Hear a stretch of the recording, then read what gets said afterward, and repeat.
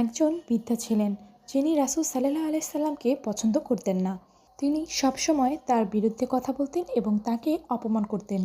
একদিন তিনি শহর ছেড়ে অন্য কোথায় যাওয়ার জন্য প্রস্তুতি নিচ্ছিলেন। তার ভারী জিনিসপত্র বহন করার জন্য সাহায্য করার মতো কেউই ছিলেন না। রাসূল সাল্লাল্লাহু আলাইহি সাল্লাম তাকে সাহায্য করার প্রস্তাব দিলেন। বৃদ্ধ রাজি হলেন, কিন্তু জানতেন না এই নবী রাসূল সাল্লাল্লাহু আলাইহি সাল্লাম। পথে যেতে যেতে তিনি রাসূল সাল্লাল্লাহু আলাইহি সাল্লামের নামে নানান ধরনের খারাপ কথা বলছিলেন। নবীজি সাল্লাল্লাহু আলাইহি সাল্লাম কোনো প্রতিক্রিয়া না করে তার কথা মনোযোগ দিয়ে শুনছিলেন এবং তাকে সাহায্য করে যাচ্ছিলেন। গন্তব্যে পৌঁছানোর পর বৃদ্ধা বললেন, তুমি এত ভালো মানুষ, তোমার নাম কি? যখন নবীজি সাল্লাল্লাহু আলাইহি সাল্লাম তার পরিচয় দিলেন, তখন বৃদ্ধা অবাক হলেন এবং বললেন, আমি তো তোমার সম্পর্কে অনেক খারাপ কথা বলতেছি, অথচ তুমি সেগুলো শুনেও আমাকে সাহায্য করছো।